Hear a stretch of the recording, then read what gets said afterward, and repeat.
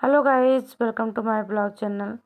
हमारे नए ब्लॉग में आप लोग का स्वागत है। आई होप आप लोग अच्छे होंगे। आशा करती हूँ कि आप लोग अच्छे होंगे और मैं भी बहुत अच्छी हूँ। तो आप देखिए, हम सुबह सुबह का ब्लॉग स्टार्ट कर रहे हैं क्योंकि आज सोमवार का दिन है और हम सोच रहे हैं कि सोम भगवान का उद्यापन करके और फिर करना है, इसलिए हम सुबह सुबह सोमवार को मंदिर जा रहे थे। तो तपस्वी धाम पहुँचे हुए हैं। यहाँ तपस्वी बाबा का मंदिर है और इनकी प्रतिमाएं बनी हुई है। एक सिद्ध पुरुष थे, यहीं पर भोलेनाथ का मंदिर था। तो सुषमा जल चढ़ा रही भोलेनाथ को, तो हमने वीडियो बना लिया था। बाकी वीडियो तो हमने बहुत सारा बनाया है, लेकिन हमने बस शॉर्टकट में आप लोग को दिखा रहे हैं। अब यहाँ से निकल जाएंगे हम लोग ब्रह्मचारी जी के स्थान पर।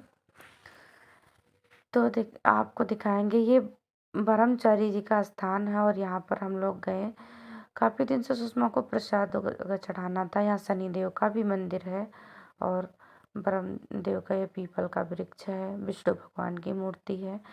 फिर यहाँ से हम लोग घर के लिए निकल चुके हैं। तो अब करीब करीब अपने रास्ते पर आ गए। बंधा वाला रास्ता है जी, तो दोनों तरफ नलकुल लगी है। और यहाँ पर तो हम लोग गए हुए थे। यहाँ पे तुलसी माता देखिए कितनी अच्छी लग रही हैं और इसमें बहुत सारी पत्तियां हैं, देखने में भी बहुत सुंदर लग रहा है। बहुत अच्छा स्थान है। यहाँ पर हम फूल लेने गए हुए थे, तो एक दादी जी का घर था और देखिए यहाँ कितना अच्छा, मतलब शाम को मालाएं बनाने के लिए हम फूल लेने गए हुए थे। तो देखिए यहाँ तुलसी माता का पेड़ बहुत अच्छा लग रहा था मुझको। इसके बाद शाम के समय करीब 4 बजे हम मंदिर पहुंच चुके हैं। पास के मंदिर में परभस बाबा का स्थान है, यहीं पर गए हुए हैं और पंडित जी भी आ गए हैं। तो अब वो संकल्प बुलवा रहे थे और भगवान भोलेनाथ की प्रतिमा हमने थोड़ी सी साफ करके और फिर भगवान का ध्यान करके मैंने ये ब्लॉग बनाया। तो आप देखिए, ये सब बच्चियाँ हमारे साथ गई हुई थी जो बेलपत्री पर राम राम लिख रही थी। तो सारे लोग मिल कर के बहुत सारी हमारे हेल्प की। इतने सारे लोग हमारे साथ गए हुए थे मंदिर में। रात का समय हो गया था, 4-5 बजे करीब करीब हम लोग मंदिर पहुंचे हुए थे। वही शाम के समय जब प्रदोष काल होता है, तो उसी समय हम लोग मंदिर में गए हुए थे भगवान की पूजा करने। तो आप देखिए कि भगवान का पंडित जी ने पूजा करवा दिया है। कितना, मतलब भोलेनाथ हमारे कितने अच्छे लग रहे हैं। जितनी भी सामग्री हमारे पास थी, दूध, दही, घी, शहद, सारी चीज़ें का हम लोग अभिषेक किया और इसके बाद जल चढ़ा करके भगवान को जनेऊ धारण करवाया गया। इसके बाद पंडित जी ने व्रत कथा मतलब पढ़ी और पार्वती माता को सारी चीज़ें संकल्प करना चाहते, कहते हैं 16 श्रृंगार होना चाहिए। तो मैंने श्रद्धा बस अपने जो कुछ भी हो सकता है वही होना चाहिए। कोई ज़रूरी नहीं है कि इतना चीज़ हमें उद्यापन में होना चाहिए। जो हमारे पास है वो हम भगवान भोलेनाथ माँ पार्वती को चढ़ा सकते हैं और बस एक श्रद्धा भाव होना चाहिए कि मुझे क्या करना है। और इसके बाद भगवान को चंदन, अबीर, ये सब कुछ लगा करके अच्छे से पंडित जी कथा पढ़ रहे हैं और ये बुआ जी हैं बैठी हुई हैं। आप देखिए, ये सारी बच्चियाँ हमारे साथ गई हुई थी, सब बैठी, बहुत मतलब सबको अच्छा लग रहा है। तो आप देखिए, और यहाँ पे पार्वती माता को सिंदूर चढ़ाया जा रहा है क्योंकि पार्वती माता जी के सौभाग्य की वृद्धि होती है। बट ऐसा कुछ हमारे पास नहीं है कि हमारा सौभाग्य, बस माता जी से यही प्रार्थना है कि हमारा पुत्र परिवार जो कुछ है सब बना रहे। बाकी तो अब सौभाग्य तुम्हारे लिए है नहीं, पता नहीं हमारी किस्मत में है या नहीं, ये तो हम नहीं जानते। जो था वो अब है नहीं, बाकी आगे हम कुछ कह नहीं सकते हैं। क्या लिखा है ज़िंदगी में सब भोलेनाथ जाने।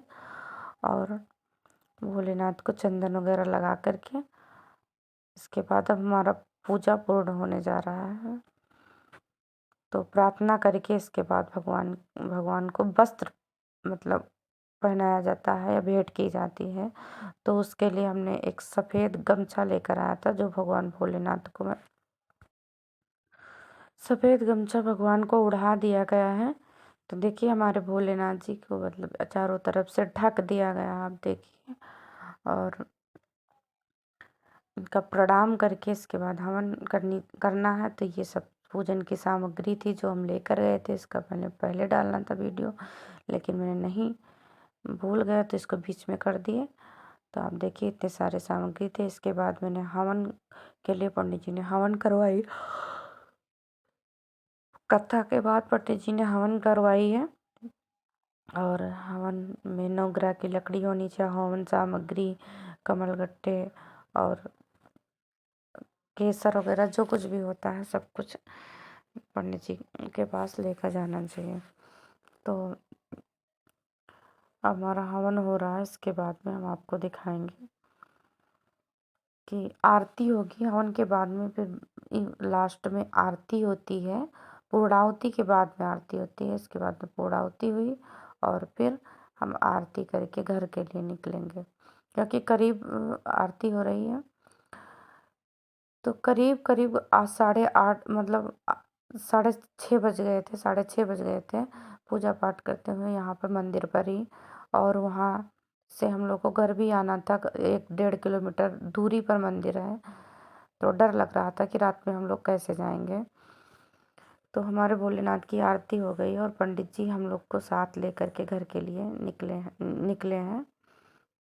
तो हम लोग क्या कर रहे थे, पैदल पैदल आ रहे थे और हमारे पीछे जो पंडित जी थे वो अपनी गाड़ी लेकर के हम लोग के पीछे पीछे आ रहे थे, क्योंकि रात हो गई थी, काफ़ी अंधेरा था। तो रास्ते में डर भी लग रहा था ना, तो पंडित जी साथ में आए हुए थे।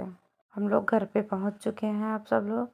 और इसके बाद में मम्मी दादी भी आ गई थी पंडित जी के साथ और पंडित जी को भोजन करवाया, क्योंकि मम्मी पूड़ी उड़ी बना रही थी, खीर पूड़ी सब्जी। तो पंडित जी को पहले भोजन करवाया। इसके बाद जो बच्चियां भी गई हुई थी उनको भी सबको भोजन कराया गया। पंडित जी को दक्षिणा दे दिए। ब्राह्मण को भोजन करवाने के बाद दक्षिणा भी देना बहुत ज़रूरी। तो पंडित जी को जो अपने श्रद्धा भाव से जो कुछ हो उसको दक्षिणा देना चाहिए। तो देखिए हम पंडित जी को दक्षिणा दे चुके हैं। इसके बाद हमने बच्चियों को भी भोजन करवाया है। तो जितनी सारी बच्चियाँ थी, कोई ज़रूरी नहीं थे कि छोटी कन्याएं ही चाहिए, हमारे पास जितने सारे थे हमने सबको मतलब भोजन करवाया। और ये लोग भोजन कर लेंगे। इनको भी दक्षिणा देने के बाद हम अपना व्रत तोड़ेंगे और हम स्वयं मतलब प्रसाद ग्रहण करके फिर इसके बाद भोजन करेंगे। जो भी पूड़ी सब्जी खीर है सारी चीज़ आज हम सोमवार के दिन ही खा लेंगे, तो हमारा व्रत पूर्ण हो जाएगा।